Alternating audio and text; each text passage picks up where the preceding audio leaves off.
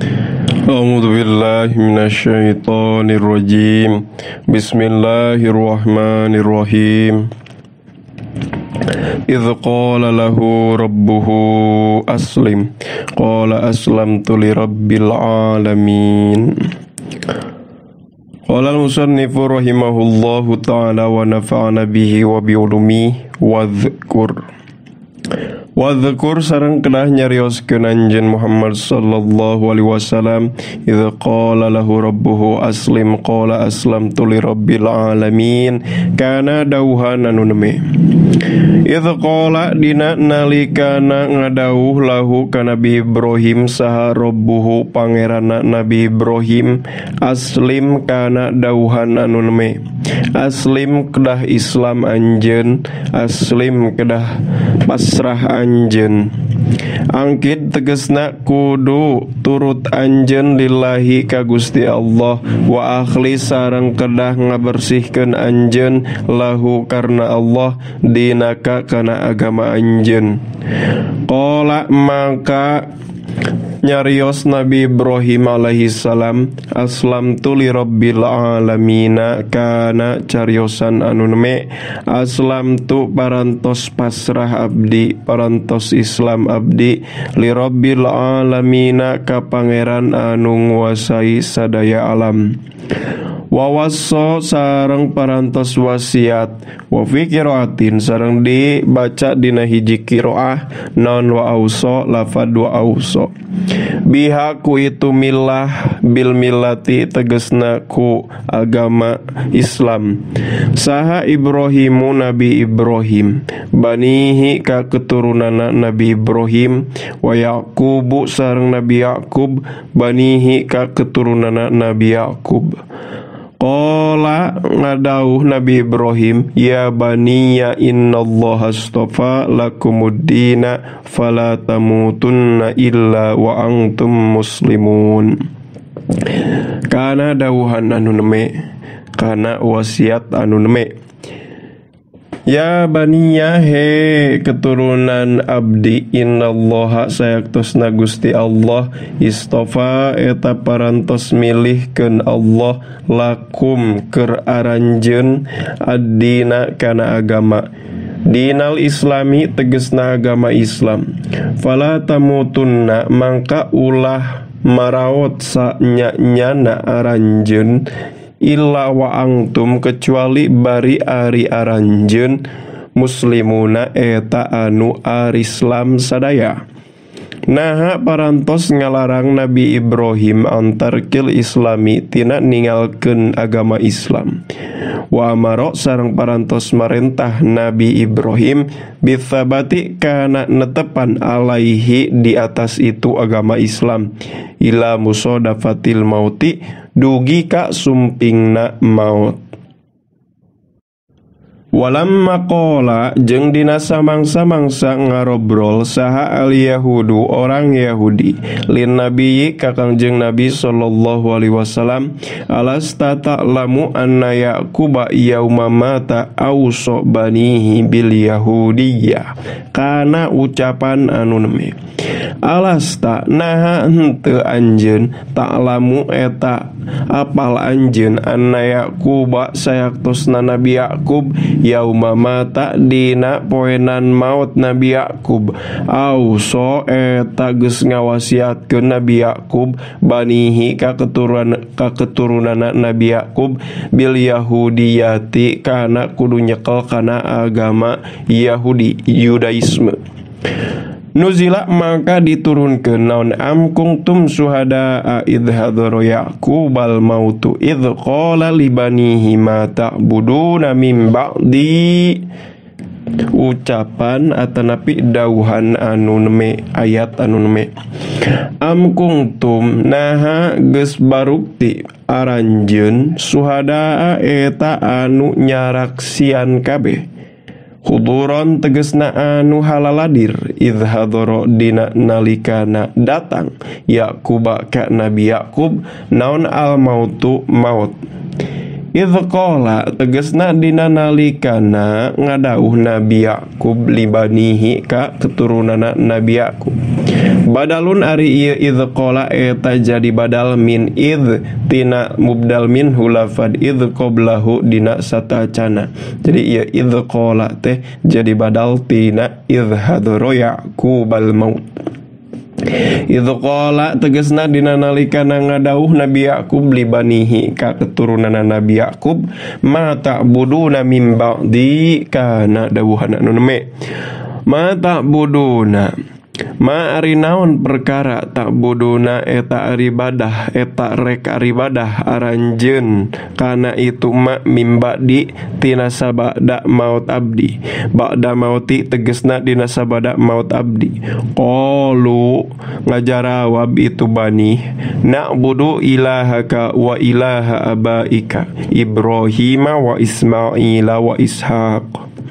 Na'budu bade ibadah abdi sadaya ilahaka ka pangeran anjeun wa ilaha abaika jeung ka pangeran pirang-pirang kakek moyang anjeun Ibrahim tegasna Nabi Ibrahim wa Ismaila sareng Nabi Ismail wa Ishaq sareng Nabi Ishaq. Ido Ismaila ari ngitungkeun Nabi Ismail minal abai ti reng-rengan kakek moyang pirang-pirang bapak kakek moyang teh taglibun eta ngagalibkeun. Jadi kan ari Bani Israil mah kakek moyangna teh lamun ningali tina segi susunan nasab Nabi Ishaq, Nabi Yakub, Nabi Ishaq, Nabi Ibrahim terus kaituna Nabi Nuh. Tah anapun Nabi Ismail mah kagigir nyabang deui ti Nabi Ibrahim teh anu jadi bangsa Arab mun ti Nabi Ismail mah. Cuman dina ayat ieu Nabi Ismail diitungkeun kana abai Bani Israil tah. Alasanna teh sabab taglibun ngagalib-galib, sabab kagalibana di kalangan orang-orang semantik sepertikeun orang Arab, orang Bani Israil paman teh sok diasupkeun kana aba, kana pirang-pirang bapa. Kaya elat na dipayun. Wali annal amma jeung karna sayaktosna paman biman zilatil abi eta tetep samartabat atawa satempat jeung bapa. Ilahan tegesna pangeran wahidan anu sahiji.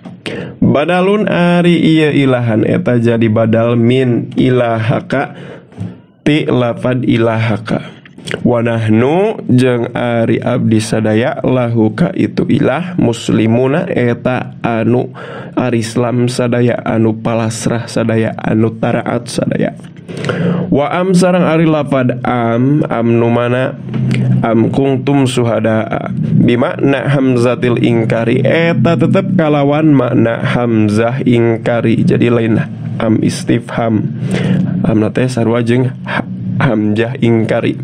Ae lam tahduru tegesna teu haladir maraneh kabeh hu kana itu mautu Yakub wakta mautihi dina waktu mautna Nabi Yakub. Fakaifatan subuna mangka kumaha make rek nganisbatkeun maraneh kabeh ilaihi ka Nabi Yakub ma kana perkara la yaliku teu layak itu ma bihi ka Nabi Yakub. Tilka ari itu Ibrahim Yakub jeung seterusna mubtadaun ari ieu tilka eta jadi mubtada tarkibanana wal isyaratu sareng ari isarah ila Ibrahima eta tetep ka Nabi Ibrahim wa Yakub jeung ka Nabi Yakub wa banihima jeung ka keturunanna Nabi Ibrahim jeung Nabi Yakub. Wa unisa jeung dimuannaskeun itu isyarah itu lapad tilka lita nifi khobarihi karena muannas khobarna itu tilka. Ummatun tah ieu khobarna teh. Ummatun eta hiji umat qad khalat anu geus anu nyata geus tiheula salafat tegesna geus ti hareula. Laha eta tetep pikeun itu ummah ma ari perkara kasabat mari gawe itu ummah kana ma minal amali nyatana amal perbuatan. Ae jazauhu tegesna pembalasana itu amal. Istinafun ari ieu eta jumlah istinaf. Walakum Walakum sareng eta tetepikeun maraneh kabeh. Al khitabu ari hitob lil Yahudi eta tetepikeun orang Yahudi. Ma ari perkara kasabtum geus mari gawe maraneh kana ma. Walatus aluna jeung moal ditaranya maraneh kabeh amma tina amal, amma tina perkara kanu geus barukti itu umat ya maluna eta mari gawe itu umat kana ma. Kama barina tetep sapertoskeun perkara layus aluna moal ditaranya itu umat an amalikum tina amal perbuatan maraneh kabeh. Wal jumlah tu sareng ari jumlah takkidun eta nguatan jumlah mana jumlah maka kasabtum walatus aluna amma kanu ya'malun. 5 kana perkara qoblaha tetep itu mak samemehna itu jumlah. Waqalu jeung ngaromong itu orang-orang Yahudi jeung Nasrani kudu bukti maraneh kabeh hudan eta orang Yahudi tah au nasoro atawa kudu bukti maraneh jadi orang-orang Nasrani. Berarti takdir teh au qalu kunu nasoro tah tadu maka pasti bakal narima pituduh maraneh kabeh. Au ari lapad au litafsili eta tetep bikeun ngarincikeun. Wa qailul awali jeung ari anu ngobrolkeun kana kaul nu awal Yahudul Madinati eta orang Yahudi nu menetap di kota Madinah. Wa tsani sareng ari nu ngucapkeun kana kaul nu kadua Nasoro Najrona eta orang Nasrani kota Najron. Kul kudu ngucapkeun anjeun Muhammad lahum ka itu Yahudi jeung Nasrani bal natabiu balik tanuturkeun abdi sadaya millata Ibrahima kana agamana Nabi Ibrahim hanifan barina anu condong. Halun ari lapad hanifan eta jadi hal tarkibanana min Ibrahima tina lafad Ibrahim. Mailan tegasna anu condong anil adyani tina ngajauhan pirang-pirang agama nu sejen. Kulliha tegasna sakabehna itu adyan. Iladini menuju kana agama al-qayyimi anu lurus. Wa makana jeung tebukti Nabi Ibrahim minal musyrikina eta tetep ti kalangan orang-orang anu nyekutukeun Allah. Qulu amanna billahi wa ma unzila ilaina wa ma unzila ila Ibrahim wa Ismail wa Ishaq wa Yaqub wal asbat. Sadaqallahul azim wallahu a'lam bissawab. Subhanakallahumma wa bihamdika asyhadu an la ilaha illa anta astaghfiruka wa atubu ilaika. Sallallahu ala sayidina Muhammad wa ala alihi wa sahbihi wa baraka wassalam.